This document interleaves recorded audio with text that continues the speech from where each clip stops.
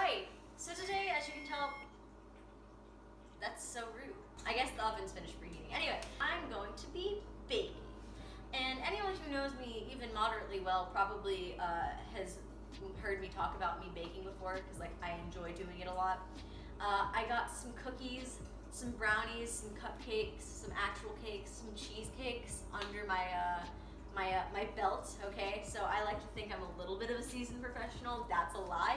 I'm sorry for the abomination that I may or may not create here, because today I've decided that the first video I'm going to do here is going to be a recipe that I've never tried. I don't know if everyone knows that I'm Jewish, but I think some of you do. Anyway, yeah, there's a Jewish holiday called Passover, and I'm going over to my cousin's house to celebrate it, and they wanted a cake. So I'm making a gluten-free Passover chocolate crackle cake, which I will leave the recipe for in the description in case anyone ever wants to look at it. Since this recipe takes 45 minutes of like actual work and it's already 9:28, I'm going to get right into it. Okay, so that's, by the way, why you're angled over the stove right now, because I knew I was going to do this.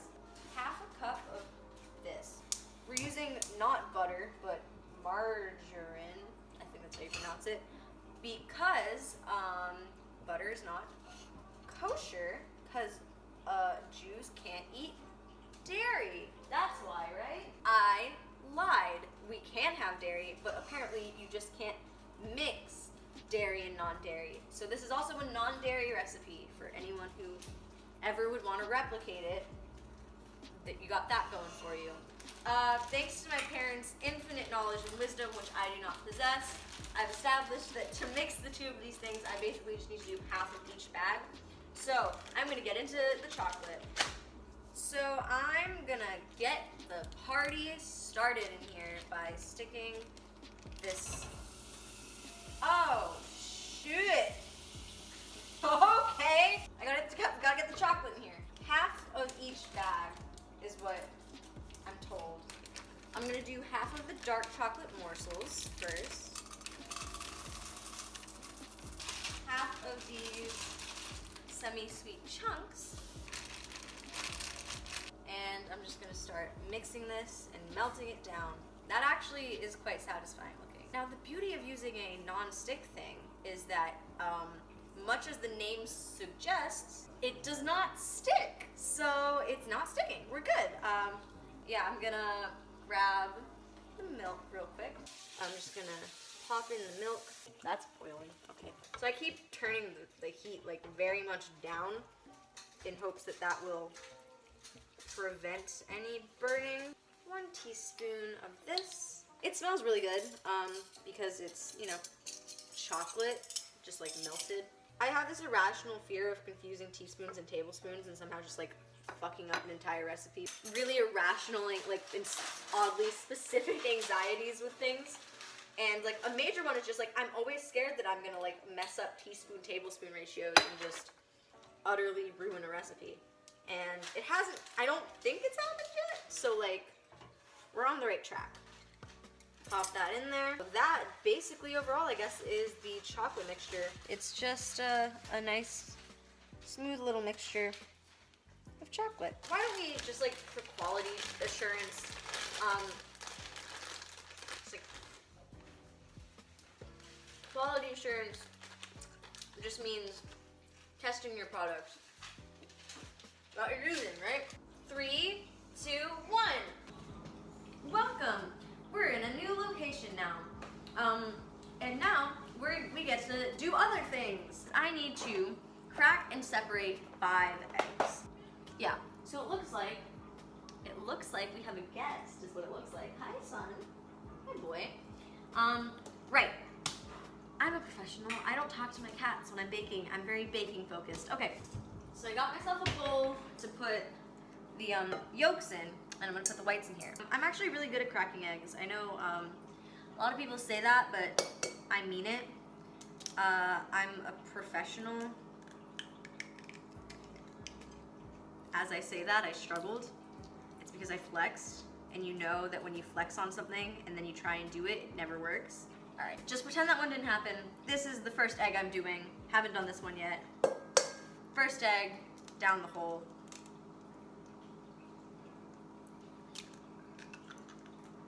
Woo! Okay guys, this is the first egg I'm gonna crack. I'm really good at cracking eggs. Don't not to flex on you, but I'm really good. So don't even worry about it. Alright guys, and this is the first egg I'm gonna be cracking. Number one, I feel really good about this. Ooh. Now some of you may be saying, pull a Belle Delphine right here, right now, and eat a raw egg. And listen, for the views and the clout, the temptation is there. But I also don't want to get salmonella. I know it's salmonella. I know a lot of you are probably thinking, oh my god, Aiden, please, I beg of you. The only kind of content I want to see from you is Belle Delphine levels of randomly consuming raw eggs. And I'm sorry, but I won't be able to do that for you today. Just subscribe to my Patreon or something. You know, that'll go up on there. Don't worry about it. Now I'm gonna do something that it says right here in the recipe to take a break and eat some of the chocolate. So, shouldn't I care so much about following recipes? And now I'm going to beat these egg whites. Ready? You ain't shit. You'll never be like your father. You're a disappointment to the family, and you're no longer invited to Passover. You, how else do you insult an egg? Your yolks are way too colorful. Why are your yolks that, I don't know. Okay, I've run out of ideas. This joke is bad. Sugar, do-do-do-do-do-do. Oh, honey, honey, do-do-do-do-do-do. You are my candy girl, and you got me wanting you. Okay, I'll stop. I'm going to be sweet to it in hopes that it'll forgive me for my sins. So, shh, I didn't mean it, okay? It was in the heat of the moment. It was just a crime of passion, okay? I didn't mean it. I love you. I've always loved you. Please forgive me. Cool. I think we're good. I think we're homies again, right? Like, we good? Yeah, no, we're fine. We're fine. Now, comes the part where I am going to tell you guys a really, like, funny, really cool, like, really, like deep joke, and, like, secrets. Like, I'm gonna reveal all of my secrets right here, right now. This is the part of the video everyone's been waiting for. I reveal everything right now. Here's the motherfucking tea.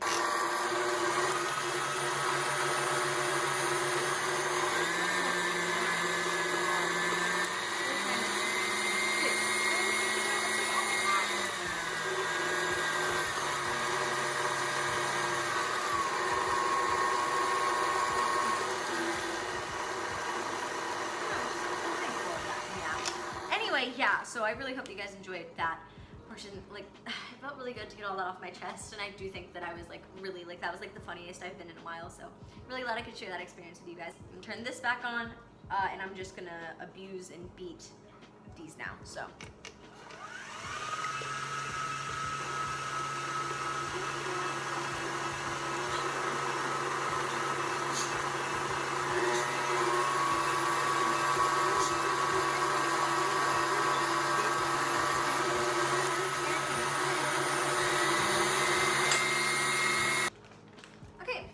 Like we need 1.5 cups of this. I can read.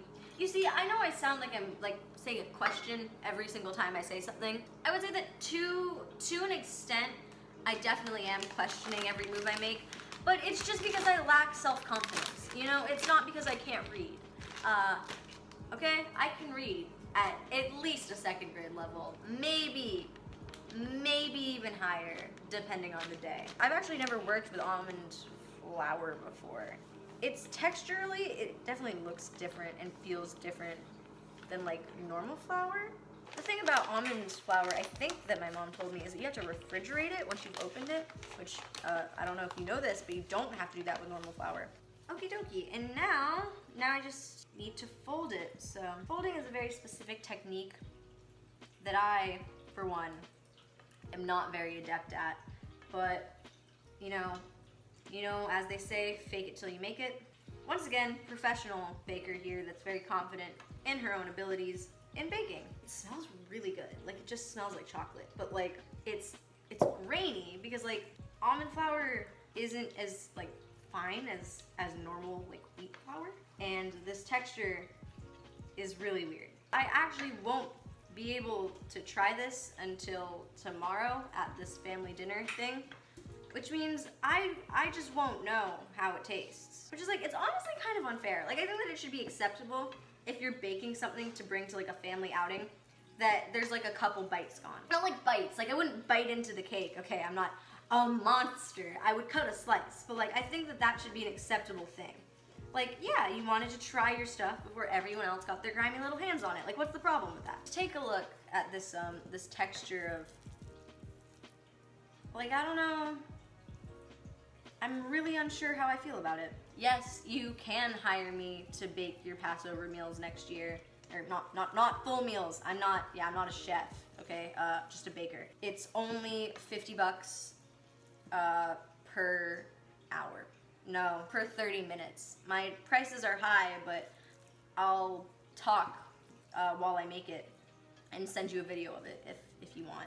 You can get your own personalized Adin baking video where I just quietly stare like this and fold. Okay, this is a nice, in fact, Easter yellow is what this is. This is an Easter yellow for a Passover dish. I don't know if that's a blasphemous thing to bring up. I don't know. Is like Easter a forbidden to, I don't know. Whatever. I'm half and half, so I have the freedom to do this. See my folding technique? Please don't critique it in the comments below. It will hurt my feelings, okay? I know it's probably wrong and not actually folding or something. You're probably gonna be like, it's not folding. What you're doing is gently stirring, or I don't know, something. Alexa, what's a synonym for folding? Synonyms for folding meaning lay in creases include curl, crimp, or knit. For the meaning in case, enclose. Some synonyms include wrap, involve, or entwine. Maybe you're gonna be like, Adin, you're not folding that in. You're intertwining the ingredients, and to that I say, I'll intertwine your face with mine in a good, like, in a nice way, where I like, okay, maybe not your face, like your hands in mine. Nice, firm hand holding session or something of that caliber. That would be cool. I'd be down for that if you are. Is this an ASMR roleplay video now? I'm just like gonna talk to the camera as if it's one singular person. Just be like, how are you today? Like, you specifically, like, how are you? That's basically folded. Like, I'm still questioning the texture, but look at that. Oh my god. Tell me that I'm not like a baking champ. That's like one thing I actually really do like. I don't think I got into why I like baking, but I just like the accomplishment of like baking something correctly. You know, some people get runner's high, some people smoke weed, some people do crack, cocaine, other illicit substances. Well, me, I just bake things. That's my drug, baby. And I don't mean pot brownies. My baking is 100% drug-free. This message was brought to you by Dare. Anyway, I might go a little bit try-hard here for a hot second because I don't want to mess it up now, but just know, guys, that I probably have like a million funny jokes in my head, and I'm too focused on my egg whites, so to get them out. This is not cake textured. I keep thinking that I'm gonna add an ingredient and suddenly it's going to become cake textured, but it's not cake textured. It's very thick. I'm like really concerned on whether or not that's how it's supposed to be, or if I've made like an irreversible mistake at some point along the way, or multiple irreversible mistakes. I mean, who am I to judge my own mistake capabilities? See, this is where my baking fear comes in. Like I said, the success of baking gives me a high, but the fear of ruining something, especially if it's something that I can't taste before anyone else gets to, like we're all just gonna experience all at once, and like if it's bad, I'm gonna just say that my dad made it or something. Sorry, Dad. I'm gonna move the camera angle back up because this is not like a pleasant, I mean, is my face a pleasant view? Probably not, but it's probably a little more pleasant than this. That's really uneven. Egg whites are such a weird ingredient. A cheesecake I made, I had to use like egg whites and fold it into a batter. And that batter, much like this one, was not like the texture I thought I was going for. It was like a liquid. and like it didn't seem right. But you know what? The cheesecake turned out really well. So I'm just gonna say that sometimes the things, should I say this? Sometimes the things with the weirdest texture can be the best, you know?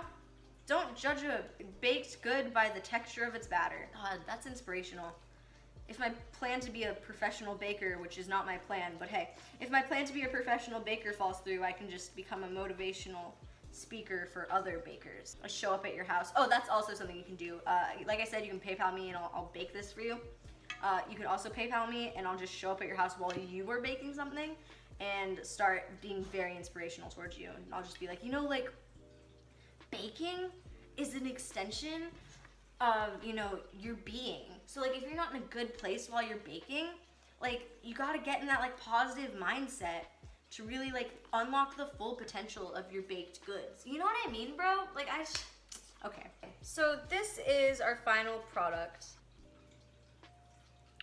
It's not very sweet, and you are supposed to like top it with powdered sugar at the end. So you know what? You know, I'm just gonna take it as it is.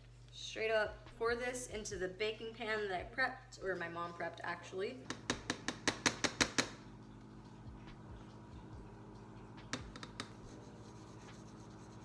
Now, all I have to do is insert that baby into the oven. So I'm just gonna stick that right on in. Amazing, and Alexa, set a timer for 45 minutes. Okay, folks, we pulled the cake out of the oven. It's fully cooked. Overall, pretty solid. I'm a fan. I'm a fan of how that looks. I'm gonna save like the topping and everything for tomorrow. So that's the end of the cake for tonight. I don't even eat. Remember last year I made a vegan? Next subject, so I can have a conclusion to this stupid video.